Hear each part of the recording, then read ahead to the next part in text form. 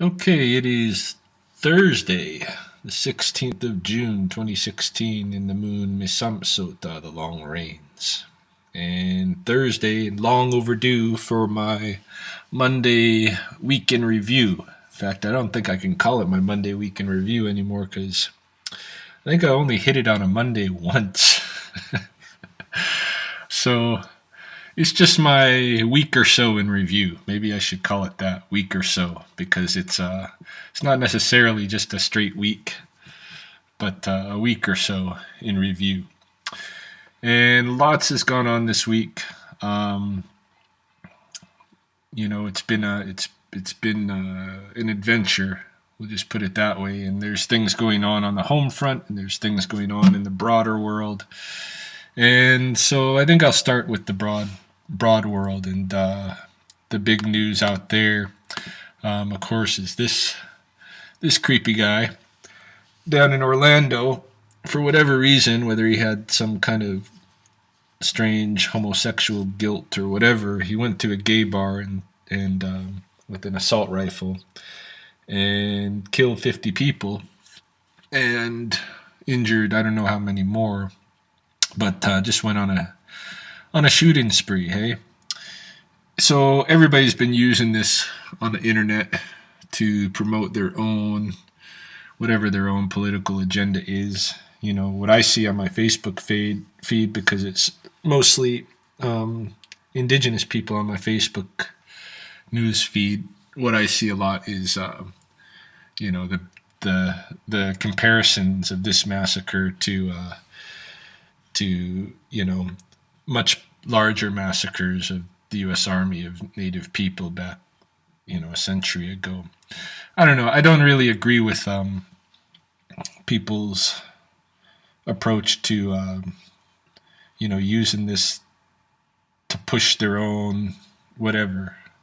You know, what I think needs to happen though is we need to look at what's been going on in America and what's the growing trend. This is actually happening almost on a daily occurrence now, and it's basically from my perspective, and I've talked about this before.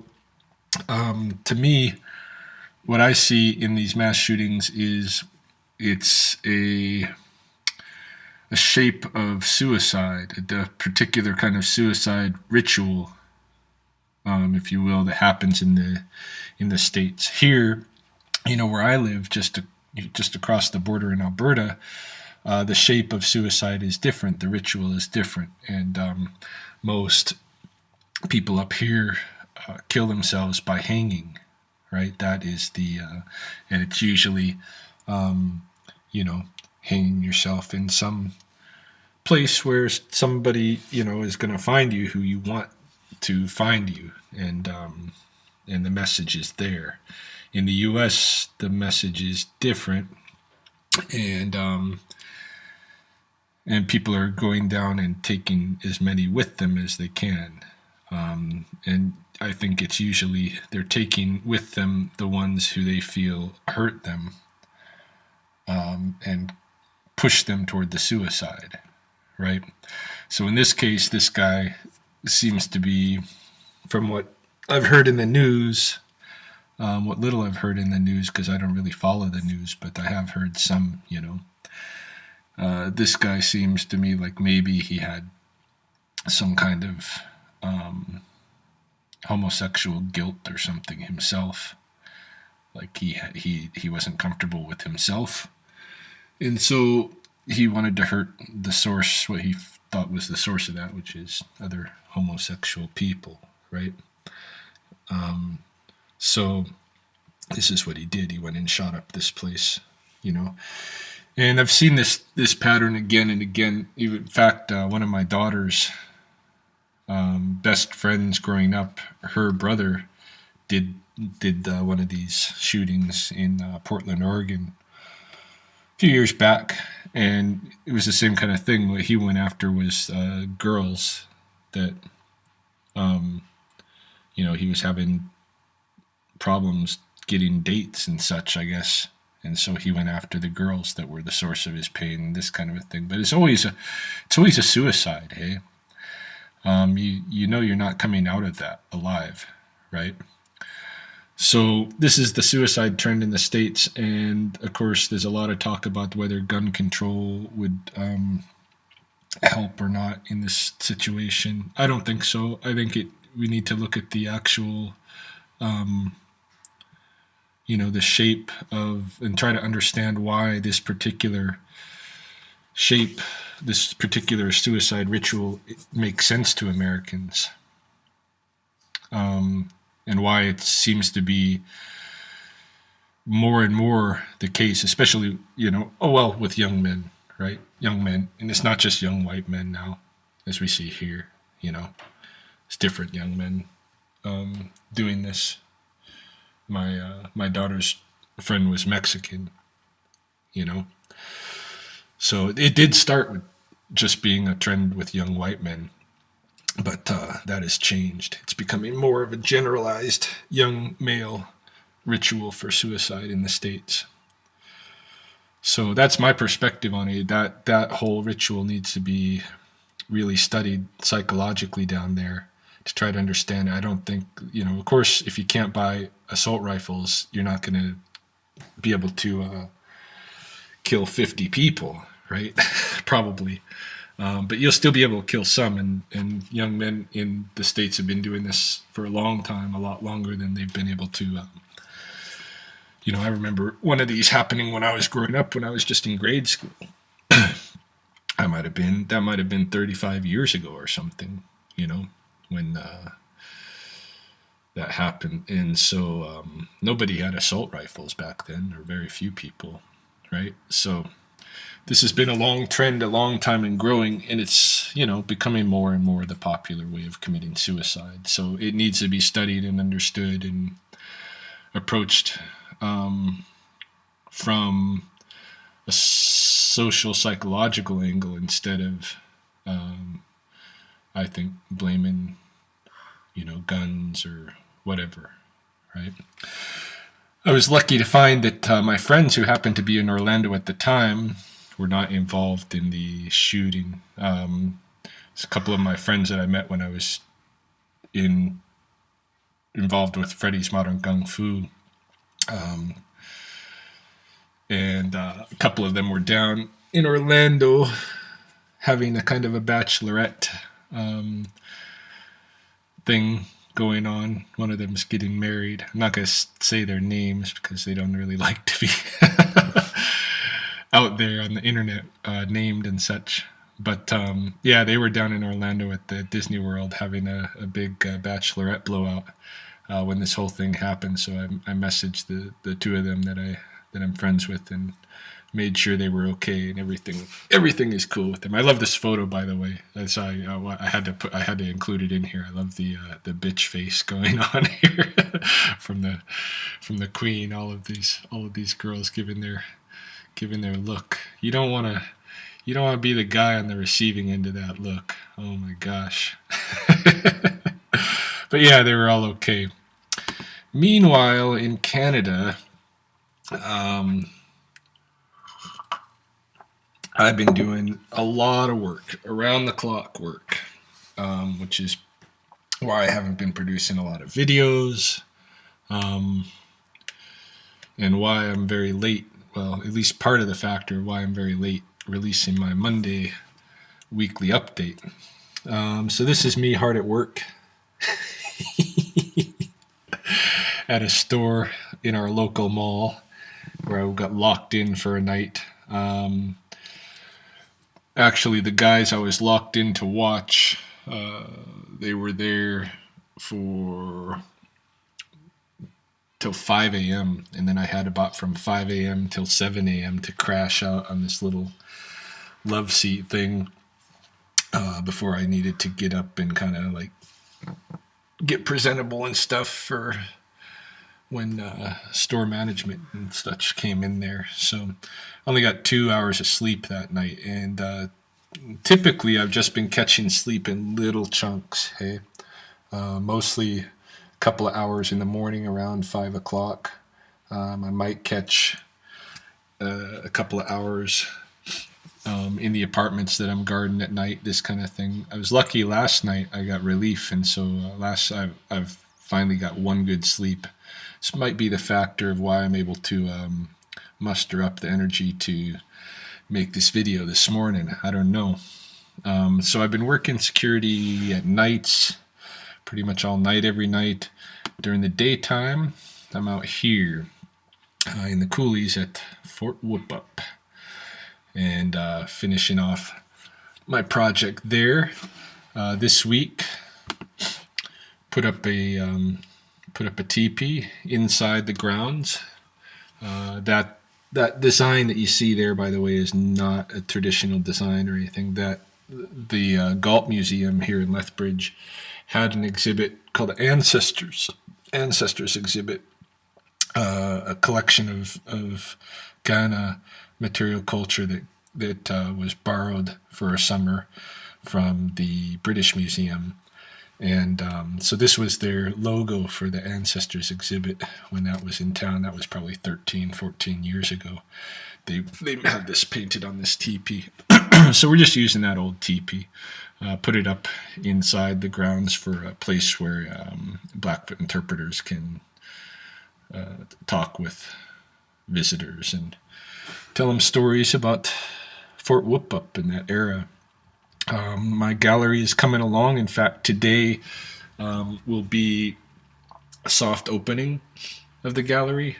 I'll have we're having from 4 to 6. We're going to have a kind of a party going on in there. This is me and the coyote. The coyote, he was creeping me out that day. I was working around the base of him, trying to kind of like cover the base, and just having my head so close to coyote mouth, even though it's a stuffed coyote, had me a little bit creeped out. The other day I made this dog travois, put it on the wolf, old style dog travois, and I made these this kind of old style food preparation area in the camp. You can see we have an artist there. That scene used to be kind of a snowy winter scene, but it didn't fit with what I wanted to do there with the food prep. So I brought in an artist to change the scene. And when I show, I probably will take a video today. I got to cover up my work this morning. I got to go over there and cover up this the ground on this part of the exhibit. You can see, the chipboard base, and so I've got a bunch of sod and stuff like that I'm going to put down underneath it to make it look natural, right?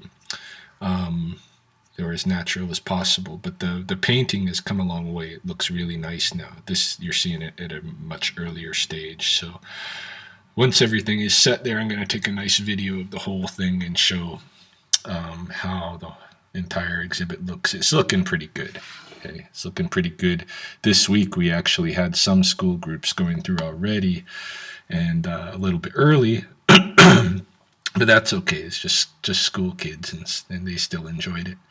So the interpreters got a chance to practice, their thing, giving their spiels and this kind of a thing. Got to practice on an audience, and everything's going good. So today should be really my last day of kind of getting the gallery set for the opening, and I will put a video out either today or very shortly, showing the whole thing and how it's developed, where it's at. It's pretty nice now. The panels look good. They're up on the walls, and it's looking all right. Of course, I'm still getting snake calls, right? So picked up a couple of different rattlesnakes this week. This was a female who was hiding out under a metal grate at the University of Lethbridge. The rattlesnake calls have been given the season, have been pretty slim. Most of them are coming from the University of Lethbridge. I'm not getting a lot from Paradise area like I usually do, and or other areas, and I don't know what that means exactly, but snake calls seem to be pretty slim. I got a call yesterday for this Plains garter snake. Plains garter snake is actually kind of rare snake here. We have mostly wandering garter snakes.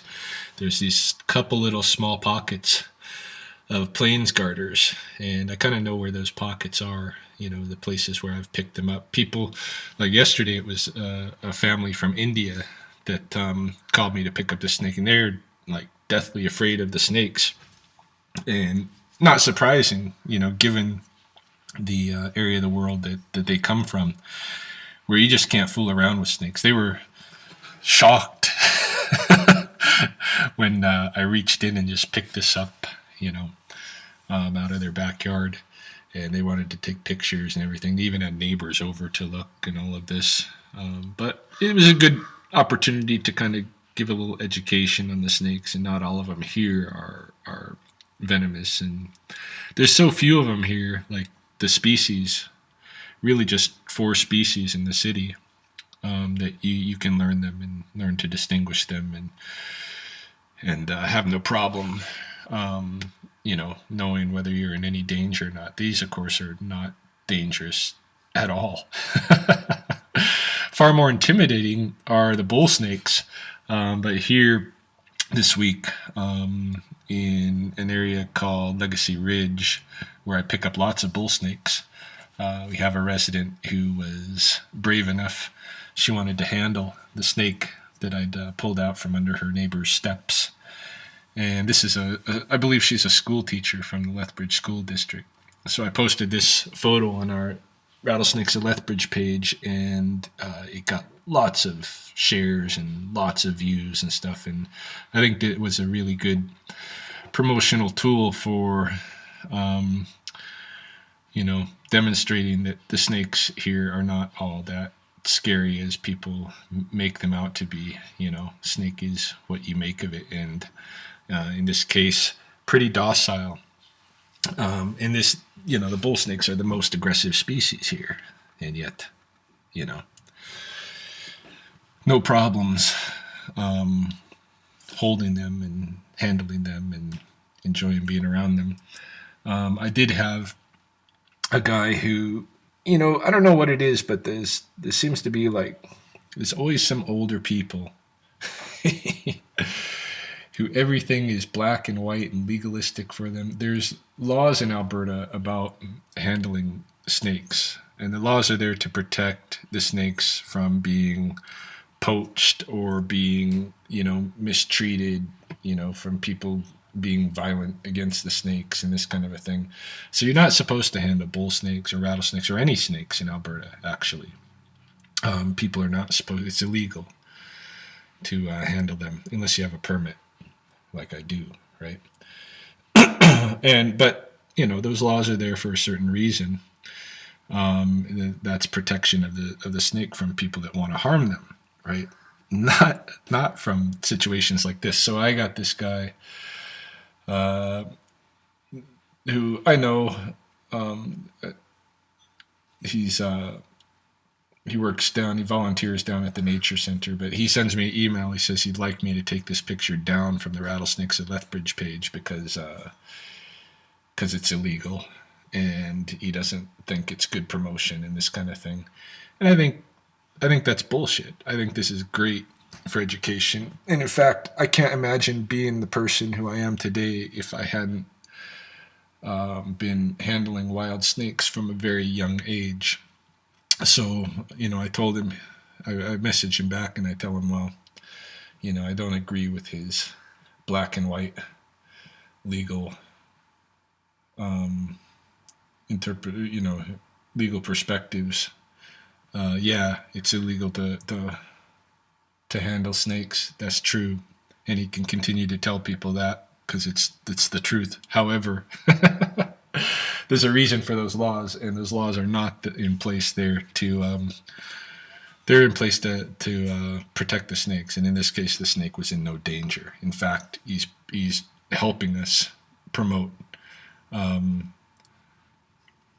ideas around and views and attitudes around snakes. It's very important that we do promote here. So from an educational standpoint, I think his legal perspectives are bullshit.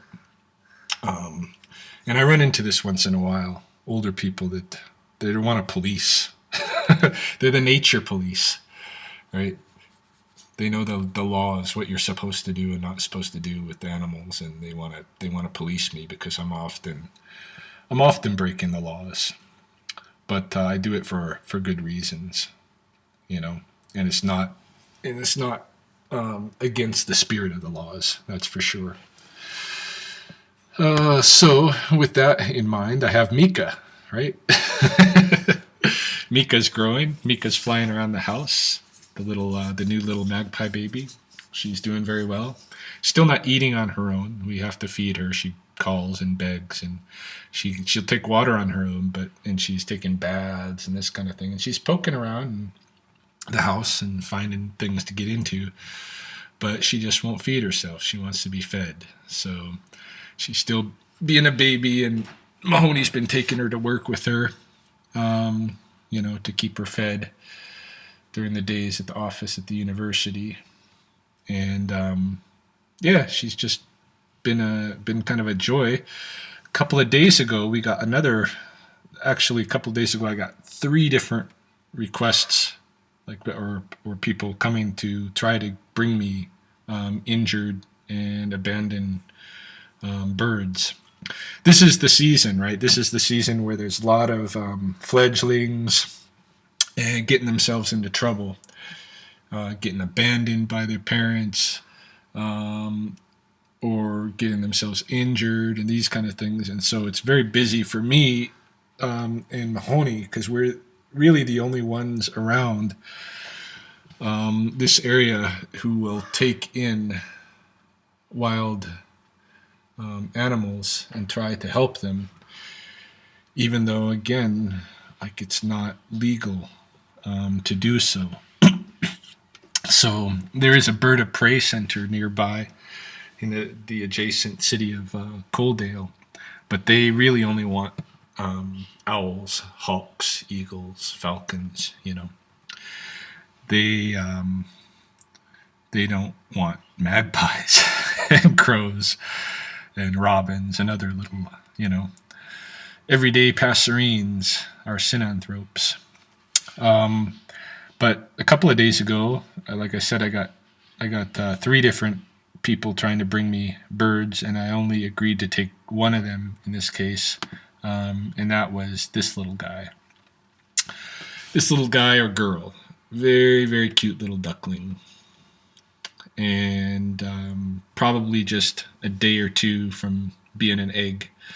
Still doesn't have the oil glands developed for waterproofing on her feathers, so she can't be in the water for too long. Just tiny. Pictures don't do enough to show how tiny this little bird is. I mean, the body was just the size of an egg, right? Size of a chicken egg. And so she was brought to us by a medical doctor on the blood reserve. Somebody had brought her the bird from the canal back behind the clinic and said it was abandoned by the mother. They tried to do a reintroduction, wasn't taking, so they brought her to us.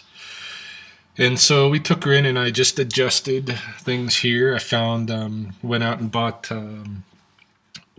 some duck starter feed, the kind of feed that's used with ducklings on farms. Bought a big bag of that, and shaped up things in the crow's room with the little kiddie pool, so that she had a place to swim and a place to be out of the water.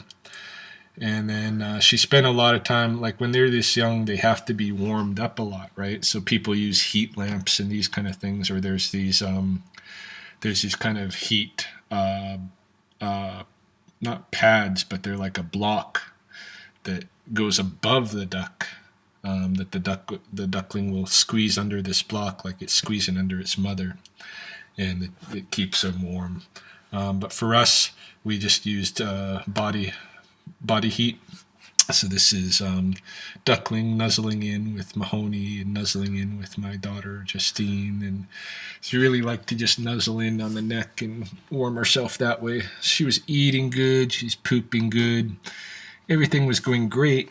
And then last night, for some reason, we had brought her to bed, to keep her warm. We'd brought her to bed and fixed her up a little bed between us and our bed, between on our pillows, fixed her up a little bed area, and she was sleeping there. But in the middle of the night, for some reason, got up and ran downstairs. We didn't notice right away. Cleo, our little Chihuahua, did, and was down there when when it went down to find her. Mahoney went down, and she seemed to be okay. We don't know, you know, but brought her back to bed. She seemed to be everything was okay, but come morning she had passed away, and we don't know what it was from. Whether she took a tumble down the stairs and got a concussion, whether Cleo nipped at her or something and caused some trauma. We don't know what it was, that because she seemed to be very healthy, eating and drinking and pooping and all of this, and everything seemed to be going good. But woke up this morning and she had passed away. So pretty sad. Mahoney kind of shed some tears, and Belle shed some tears, and Shane doesn't even know about it yet. She hasn't got up from bed, but I think she's going to be pretty sad because she was getting really attached to this duckling. In fact, it might have ended up being kind of Shane's pet duck. But yeah, it didn't make it. And that's the tough part of this season, being people who are willing to help the little animals that are in trouble. Probably 50% of the time, those injured or abandoned little animals don't make it. When they do, they're lucky, but a lot of times they don't make it, and so you have to, we don't really grow much of a thick skin about it. Every time a little animal like this dies on us, it's sad, but that is the risk, the emotional risk you got to take to do what we think is the human thing. A lot of people will say, well, let nature take its course. When you come across a little duckling like this, if you call around to the local nature center, Fish and Wildlife, or the Birds of Prey Center, whatever, they'll just tell you, let nature take its course. But this is from a perspective where people view humans and nature as separate. And my own perspective is that human beings are a part of nature, and that one of the important aspects of our nature, one of the things that we can do that no other animal can do, is that we can heal, we can doctor and care for animals in trouble in a way that nobody else can, right? None of these other animals are able to do this. I think this is one of the aspects of our human nature that we can use to come to the aid of others, right? And every time that we take in an animal here, I learn a great deal about each species that we take in. One of the things from this duckling that I come to really appreciate right away is that ducks are so much different. Waterfowl are so much different than the other birds that Mahoney and I are used to being around. The crows and the magpies and these kind of passerine birds. Waterfowl are way different. When you look at the life of a waterfowl, they basically spend their life immersed in a soup. The soup of the food that they eat. They're immersed in it. They're swimming in a soup, in a giant bowl of soup, and they just float around and dip into the soup, right? And so trying to make anything like that, resembling that in our home, that's a really difficult thing. I went down to the pond and I got buckets of pond water, and I got mud, and I got milfoil, and to try to introduce the different microbes that the duckling should normally be introduced to, because I envisioned if this duckling had grown up and matured and left us, it could be in some danger if I hadn't introduced all of the microbes that would normally be encountered in our natural waters here. Things like Giardia, for instance. So, yeah, but trying to recreate that soup that the ducks usually enjoy is quite difficult. So that was one thing that I learned from this, is an appreciation of the way that waterfowl's lives are so different than that of corvids and such. In any case, that's been my week or so, and the adventure continues. The season of troubled fledglings is far from over yet, so we'll see what comes about this week.